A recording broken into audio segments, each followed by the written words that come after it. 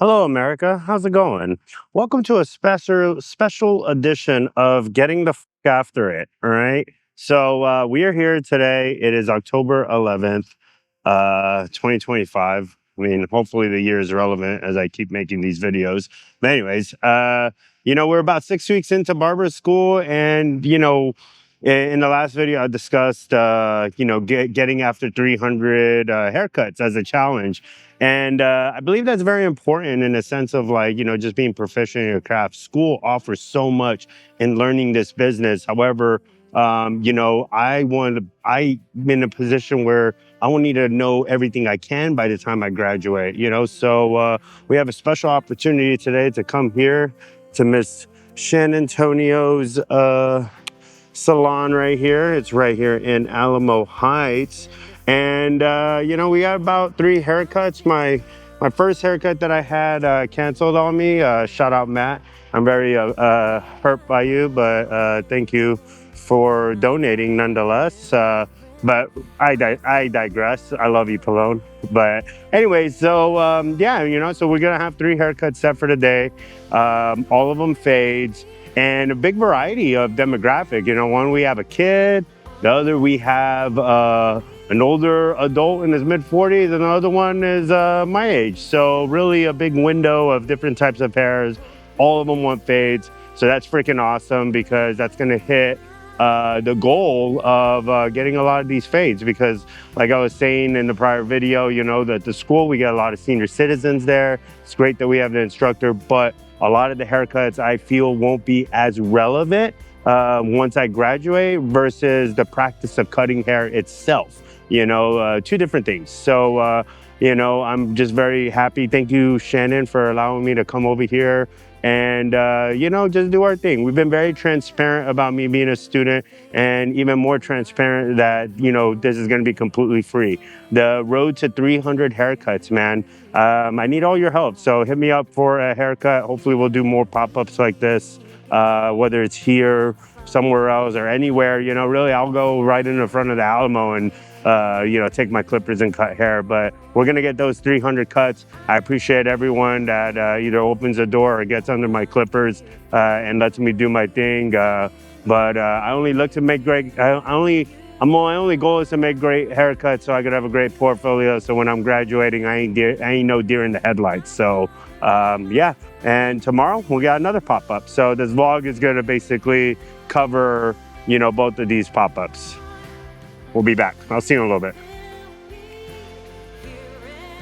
All right, everyone. So I don't know if that was a fail or a success, but it was a great opportunity to be able to come over here in San Antonio, the salon, get to sit in a chair, get to do a haircut with no instructors, no safety blanket, just everything that we've studied.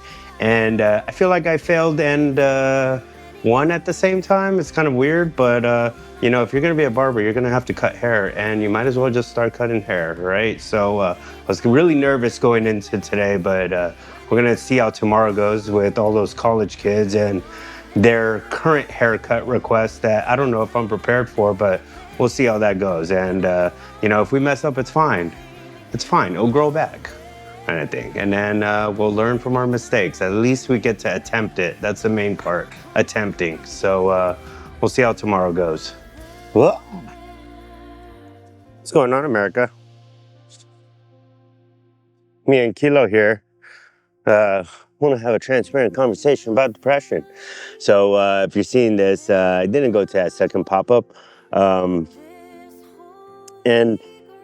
I guess this whole project, this whole YouTube thing, it's gonna be more than just barbering.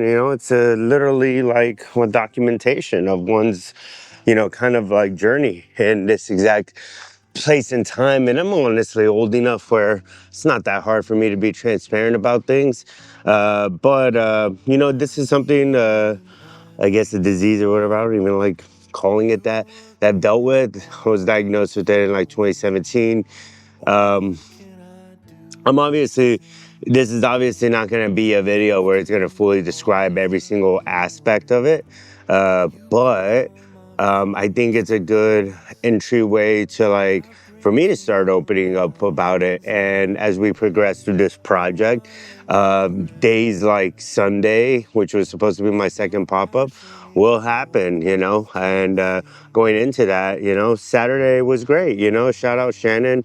I thought the haircuts were good, in a sense of like being 7 weeks into this.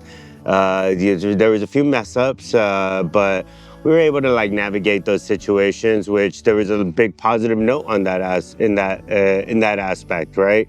Now, for the second pop-up, there was okay, let me rewind, right? So like Friday going into Saturday, I probably slept about like 2 hours. I was just so excited, and my angst was just through the roof. And rightfully so. It's going to be our first day of salon, first day, like, so young in my barbering little journey, and I'm just attacking the paint, trying to do everything I can to not only figure this out, but just get through this season, swiftly, kind of thing, because by the time I graduate, I have to be great at this. I mean, it's not, we lose the house, we lose the log, and these are things that are very important to me, my lifestyle. And,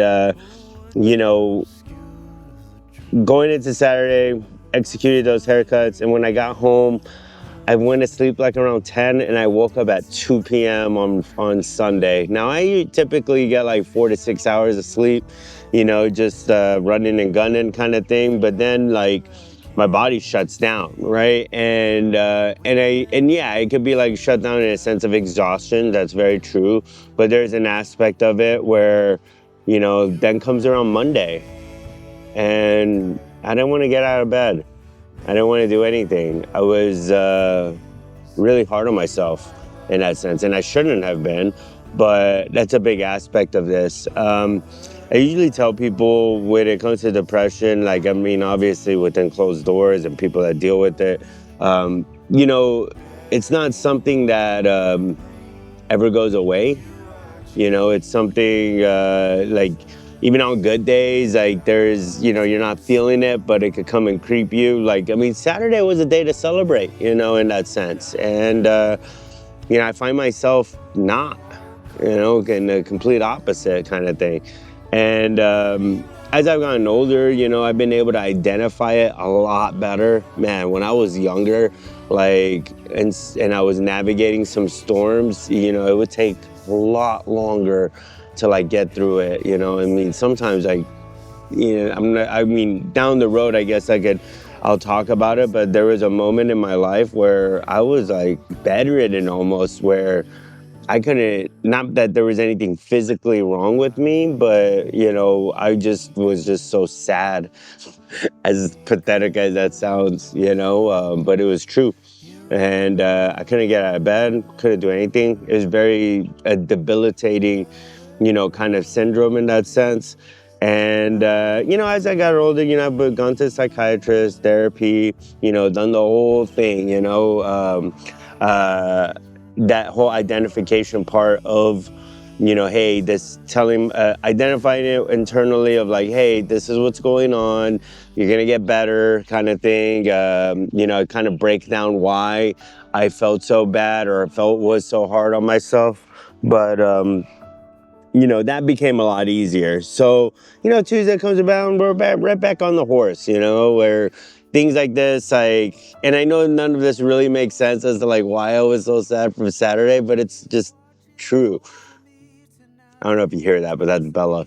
But it's true, and that was the reason why I didn't do the Sunday pop-up. And another aspect of it was just like, I feel Sunday at the gym, there's a lot of great quality hairs in there, and I just feel like I needed more practice before I open up that market, because I wanna be able to like attack that, in a high standard. And I guess the part about it, the identification part about it, was just like, I just felt like I wasn't good enough, to be able to do it.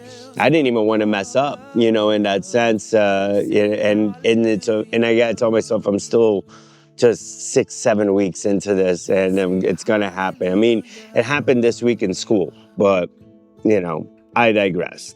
So that happened Sunday, just kind of like down and out. And, okay, I got in a sense of like as I've gotten older and things like that, therapy has helped out a lot. And I'm not a medicine guy, so like that's never helped. I've just never liked the way that stuff like makes me feel.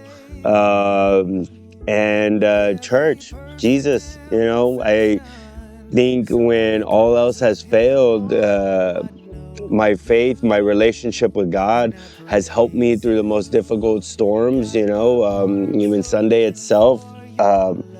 Like that's my love with Jesus has been my saving grace, in that sense, in a lot of these moments. And I just I pray to God, like when I get down on myself and all that, give me the strength.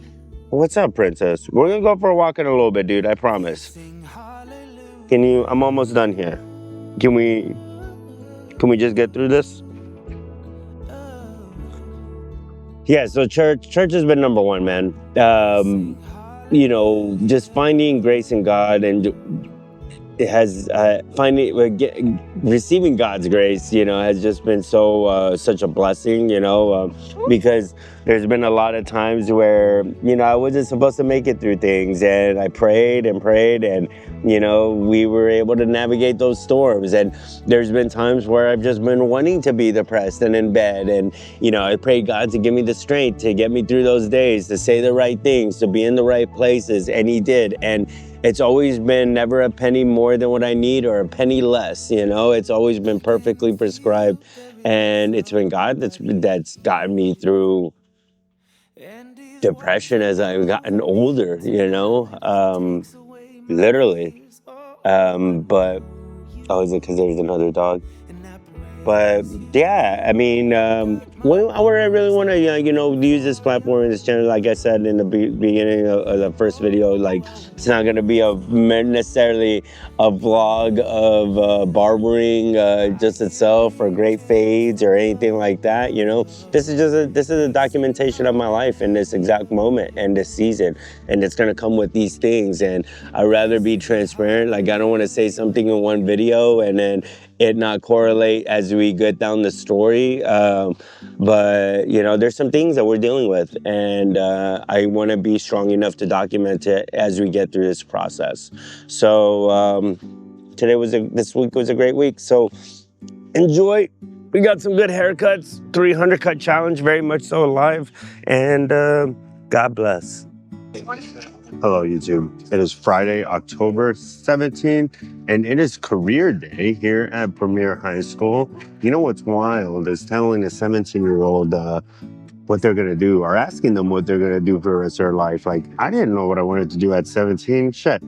I didn't even know what I want to do today or tomorrow kind of day. But, some kids do that, and it'll be awesome to see if, like, one of these boots gravitates towards them, because you guys just got boots on boots, like when I was 17, I was in this booth right there, which was the Army.